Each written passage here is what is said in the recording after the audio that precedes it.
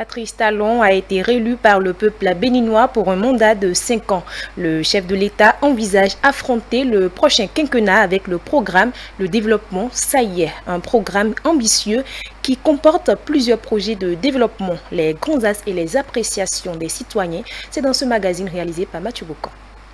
Au lendemain du 11 avril 2021, la réélection de Patrice Talon continue de susciter au sein de l'opinion sentiment de joie et de fierté. On ne peut que lui dire félicitations. Il est réélu à 86%. Ça veut dire que le peuple veut de lui. Les élections se sont passées dans la paix et dans la tranquillité globalement, hormis quelques zones où il y a eu des échauffourées, où l'élection n'a pas pu avoir lieu. Mais nous nous félicitons les citoyens qui sont de vrais citoyens, qui ont agi en tant que citoyens. Je suis animé d'une joie vraiment qu'on ne peut pas le dire, parce que nous avons cru en ce monsieur. Et c'est pour ça qu'on a voté. Un sentiment d'allégresse qui se justifie par chaque acteur rencontré. De façon unanime, ils ont affirmé que le président de la République a réussi à montrer juste en 5 ans à la face du monde le bilan de ses actions à travers des réalisations majeures, notamment la révision de la Constitution du 11 décembre 1990 pour améliorer le fonctionnement de la démocratie au Bénin, le financement public des partis politiques, la réhabilitation et la construction des routes. Regardez ce qu'il a affronté jusque-là. Regardez nos villes, comment ça a été, comment c'est maintenant. Donc je crois que ça ira. Avec toutes les bénédictions, ça ira. Son premier quinquennat, il a pris ce quinquennat pour le développement de la route et nous-mêmes nous voyons. Et pour cette fois-ci, il dit qu'il va penser au développement personnel, je le crois au mot. Monsieur Patrice Talon a déjà commencé. Il a commencé avec les marchés secondaires où il y a eu beaucoup de construction des marchés, les routes qui ont été faites pour l'acheminement de nos marchandises, des coins reculés. Et il y a encore le marché de gros qui a déjà commencé. Des actions fortes qui ont, sans nul doute, conduit Patrice Talon à être élu au premier tour du scrutin du 11 avril 2021. Plus de 2 millions de Béninois ont exprimé leur suffrage au duo Talon-Talata selon les chiffres exposés par la Cour constitutionnelle. Patrice Talon aborde un second mandat dans un contexte où le peuple lui renouvelle sa confiance.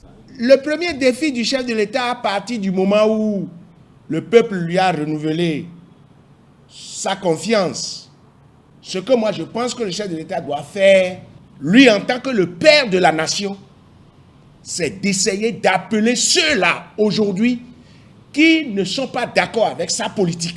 Il n'a qu'à le faire. Et quand il l'aura fait, il prendra en témoin le peuple national et le peuple international. Comme lui-même l'a déjà constaté sur le terrain, les jeunes ont besoin d'emploi.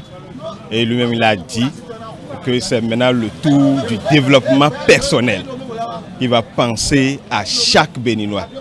Les jeunes sont désœuvrés, ils n'ont pas d'emploi. S'il peut penser à ça, à nos femmes, et le développement personnel en tout.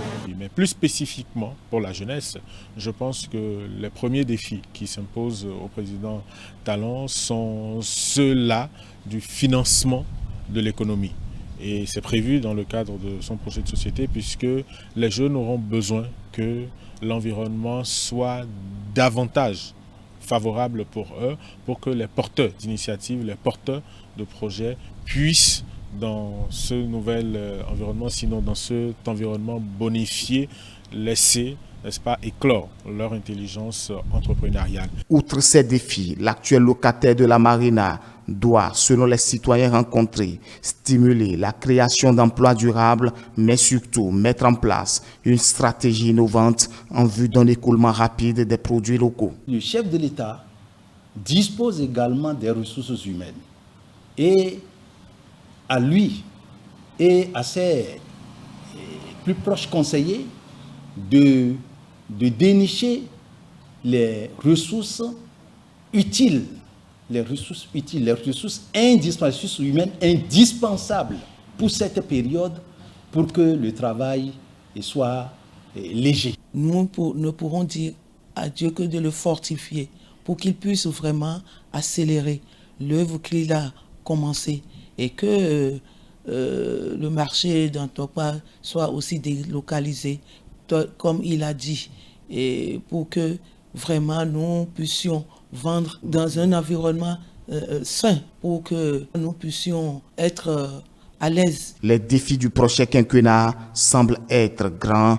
Conscient de l'enjeu, chaque acteur promet apporter sa contribution pour accompagner l'équipe. C'est des hommes qui sont là-bas. Personne n'est parfait. Mais pour ce qui est fait et que nous pouvons comparer à ce qu'on avait vu faire, il faut féliciter ceux qui sont là aujourd'hui. On l'a déjà vu à l'œuvre. Donc tout ce qu'il a eu à dire dans son programme, le programme de ces 5 ans, il le fera.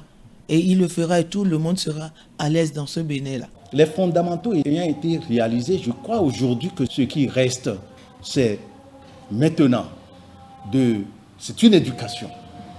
Il y a une éducation, une étape éducative pour permettre aux citoyens, aux citoyennes, eh bien, de se mettre dans la même vision et de savoir que pour construire une nation prospère, garantissant l'avenir à nos enfants, il faut un minimum de sacrifices. Demander à la jeunesse de se mobiliser, que ce mandat est le mandat de la jeunesse et qu'au-delà de ce mandat, l'heure de la jeunesse a sonné et que personne ne fera les choses à notre place.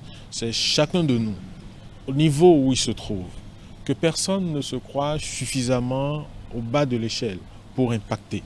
Que chacun se convainque de ce qu'avec ses ressources, avec son potentiel, il est possible de faire quelque chose. Patrice Talon et sa colistière ont de réelles chances de relever les défis d'une rupture conséquente et d'un développement intégral. C'est donc dire que Patrice Talon doit agir dans l'intérêt supérieur de la nation.